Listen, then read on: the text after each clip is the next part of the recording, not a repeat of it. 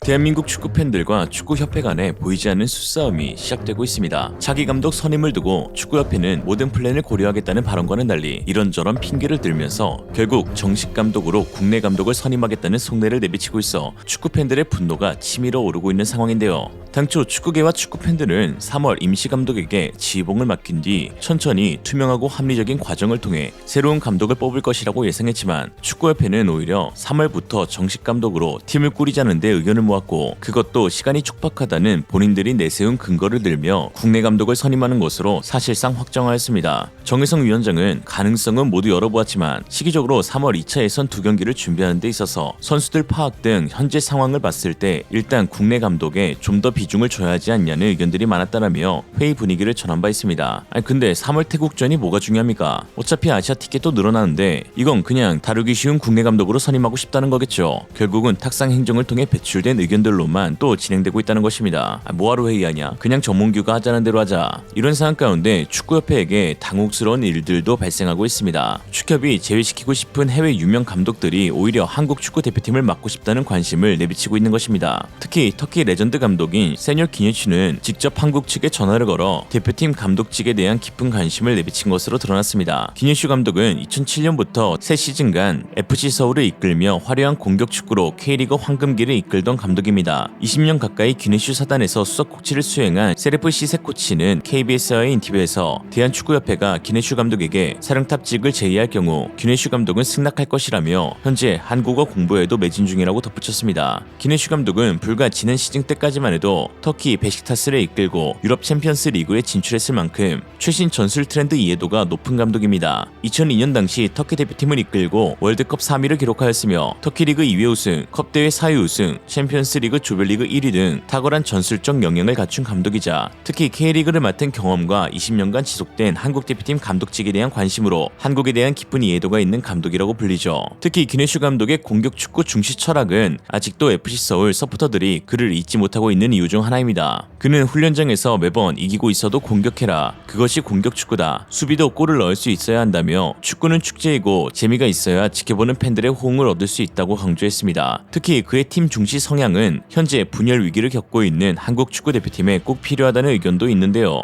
기네슈 감독은 국내 언론과의 인터뷰에서 나는 선수의 명성에 기대지 않는다며 실력만이 선수에 대한 판단 기준으로 하나의 팀을 꾸리는 것이 내 축구의 모토라고 했습니다. 지금이야 한국 축구 레전드로 불리는 기성용과 이청용이지만 2009년 당시 10대에 불과한 기성용과 이청용을 A팀으로 불러들인 감독이 기네슈였습니다. 그때까지만 해도 파격이니 충격이니 고집이니 나댄다니 하는 기사들이 많았죠. 당시만 해도 한동원, 송진형, 고명진, 김동석 같은 다른 유망주들보다 존재감이 없었던 기성용과 이청용이었는데요. 그러나 기네슈 감독은 이 두 선수를 국가대표의 승선이 가능한 즉시 전력감이라는 평가를 내리며 재능을 꽃피울 수 있도록 도왔습니다. 또한 선수들의 유럽 진출에도 상당히 호의적이었는데 팀의 주축이었던 박주영, 기성용, 이청용, 정조국 등이 기네슈 시절 유럽 리그로 진출했고 결국 2010년 월드컵 원정 16강의 주역들이 되었습니다. 이는 터키 리그에서 팀을 맡을 때나 터키 국가대표 감독을 수행했을 때에도 마찬가지였는데요. BBC 터키는 터키의 레전드 감독들인 테림과 기네슈는 그동안 몇 명의 선수를 발굴했는가라는 제목의 기사를 보도했으며 기네슈의 애지자였던 에르투르 에르소이는 내게 매우 소중한 감독 3명이 있지만 그 가운데에서 세뇨 기네슈에 대해 특별히 언급하고 싶다며 내가 성장할 수 있었던 것은 모두 세뇨 덕분이고 그는 불과 18살이던 나를 컵대회 결승전 선발로 출전시켰다. 기네슈 감독은 당시 눈 하나 깜빡이지 않고 내게 유니폼을 입혔으며 그때 나는 골을 기록하면서 팀의 우승을 도왔는데 이는 정말 잊을 수 없는 특별한 순간이었다라고 했습니다. 또한 한 네티즌은 현재 어수선한 대표팀 분위기를 단합으로 이끌 감독은 기네슈가 유일하다는 평가를 내리고 있는데요. 이는 기네슈 감독이 경기장 밖에서는 매우 엄격한 규율을 중시하고 반면에 경기장 안에서는 자유를 중시하는 감독이기 때문이다라고 했습니다. FC 서울에서 뛰던 김병지 선수는 본인이 만난 감독 중 가장 훈련을 빡시게 시킨 감독이라고 회고하며 터키 현지 매체들 역시 세뇨의 유일한 단점으로 불리는 것이 그의 엄격한 선수단 관리라고 지칭할 정도로 매우 강도 높은 훈련 세션, 위계와 질서에 기반한 선수단 관리를 보인다고 했습니다. 지금같이 한국 대표팀의 위기가 잡혀있지 않고 그저 웃고 떠들며 좋은 분위기 연출에만 몰두하고 있는 상황에 꼭 필요한 감독인 것이죠. 그러나 무엇보다 귀네슈 감독이 한국 대표팀에 적합한 감독으로 평가받고 있는 것은 그의 탁월한 전술적 역량 때문입니다. 2002년 이후 월드컵에서 터키를 이끌고 3위라는 전무후무한 기록을 달성한 귀네슈 감독은 박수 칠 때 떠나라는 말처럼 대표팀 감독직을 사임했습니다. 이후 터키는 루마니아의 미르치아 루체스쿠 감독을 선임했으나 저조한 성적이 반복되자 경질하고 다시 귀네슈 감독을 대표팀 감독으로 불러들였습니다. 귀네슈가 대표팀을 맡기 시작한 2019년부터 터키 대표팀의 경기력은 몰라보게 달라지더니 2019년 실은 11경기 중 9승 2패를 기록하면서 20득점 3실점을 기록했는데요. 특히 가장 하이라이트였던 경기는 당시 세계 챔피언인 프랑스와의 두 차례 맞대결에서 홈 경기를 2대0으로 승리하였고 원정 경기에서는 1대1로 무승부를 기록한 것입니다. 이에 축구 전술 분석 사이트 토탈 풋볼 애널리스트는 터키 귀네슈 감독의 전술을 분석하면서 극찬하기도 했는데요. 기사를 작성한 전술 분석가는 당시 터키가 사용한 포메이션은 4-3-3이었지만 경기가 진행되는 상황에 따라 3-5-2, 3-4-3, 4-5-1 등 다양한 포지션 변화가 이루어졌는데 일례로 아이슬란드와의 경기에서 상대 공격수 2명이 적극적인 압박으로 팀을 괴롭히자 터키의 수비형 미드필더를 센터백 사이로 배치하는 빌드업 전술을 구축해 3백으로 전환하여 경기를 풀어나갔다고 했습니다. 경기가 잘 되던 안 되던 무조건 강인이 해줘 90분 전술을 채택한 클린스만과는 사뭇 대조적이죠.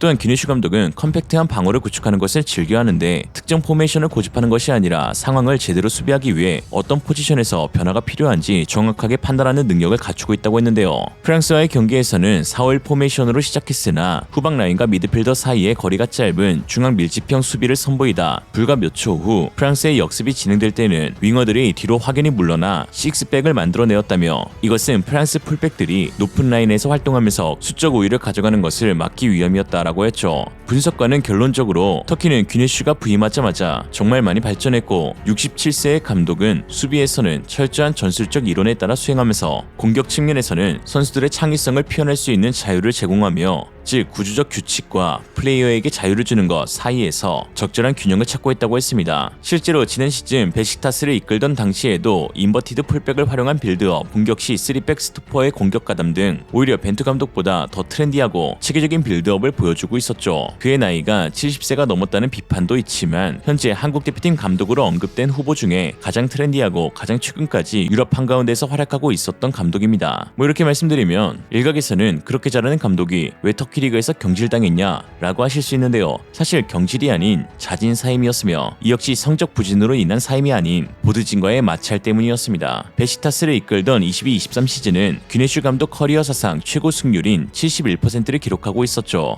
이에 당시 터키 축구 전문가들은 귀네슈 감독을 경질하려는 클럽을 이해할 수 없다는 반응을 보이기도 했습니다. 귀네슈 감독은 높은 선수단 관리 능력을 지녔지만 사실 윗선들에 대한 거침없는 발언들이 때론 문제가 될 때가 있습니다. 그래서 축구 팬들은 그를 더 원하는 것이죠.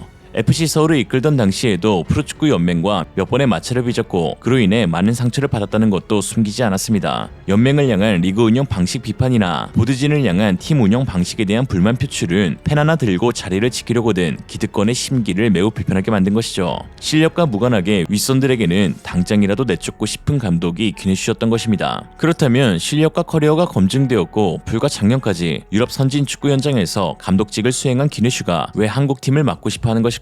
심지어 그에게 오퍼가 없었던 것도 아니었는데 말이죠. UAE와 사우디 등 중동 리그 소속 팀들에게서 연봉 120억이 넘는 제안을 받았음에도 그는 거절한 것으로 알려졌습니다. 귀네슈는 늘 항상 나를 움직이게 하는 것은 돈이 아닌 명예와 도전 정신이라고 말하였죠. 즉 북중미 월드컵이 마지막 월드컵이 될 손흥민 그리고 현재 최고의 주가를 올리고 있는 김민재, 황희찬과 같은 세계적인 선수들이 함께 뛸 마지막 월드컵에서 이들을 이끌고 월드컵 꿈의 무대를 도전하고 싶어하는 것입니다. 귀네슈 감독, 한국에 와서 너의 실력을 증명하십시오. 특히 그는 한국에 대한 애정을 숨기지 않는데 언제나 한국은 제2의 고향이자 형제의 나라로 지칭하면서 떠날 때에도 한국을 너무나 사랑하기에 언제고 다시 돌아오고 싶다는 의견을 피력하기도 했습니다. FC 서울 서포터들은 그가 이끌던 시대에서는 우승컵을 들어올리지 못했지만 그럼에도 불구하고 역대 최고의 레전드 감독으로 꼽고있죠. 그러나 귀네슈 감독이 그동안 수차례 한국 대표팀 감독직을 요청했어도 축구협회는 가짜는 이유로 그를 거절해왔었습니다. 영어를 못한다는 이유만으로 애초에 귀네슈를 제하고 시작하였죠. 영어를 그렇게 잘하는 캘리포니아 금쪽이 클린스만에게 80억을 털린 소감을 영어로 듣고 싶네요. 사실 영어나 다른 이유는 핑계일 뿐 자신들이 컨트롤하지 못하는 감독은 배제하고 싶은 것인데요. 이에 현재 축구협회가 가장 최우선적으로 고려하고 있는 감독 후보는 바로 K K리그 울산 현대를 이끌고 있는 홍명보 감독입니다. 포포트 코리아 편집장 정지훈 기자에 따르면 축구협회는 최용수, 이정유 등 2순위는 생각도 안 하고 오로지 홍명보만 생각 중이라고 했는데요.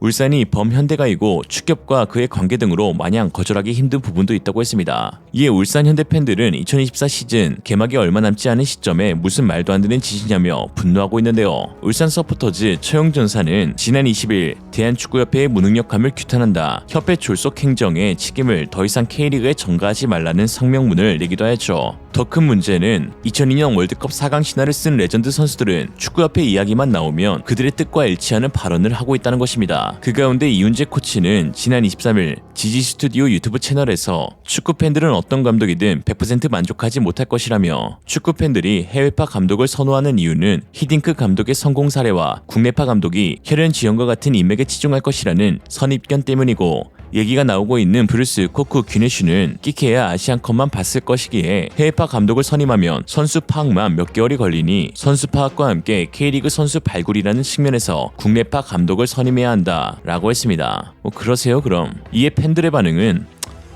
긴 말하지 않겠습니다. 오늘의 한 줄평, 그냥 홍명보 감독의 이훈재 코치로 가자. 안 보면 되니까. 이생으로 리얼리즘이었습니다. 여러분의 생각은 어떠신가요? 현명하고 지혜로운 여러분의 의견을 지금 댓글에 남겨주세요. 감사합니다.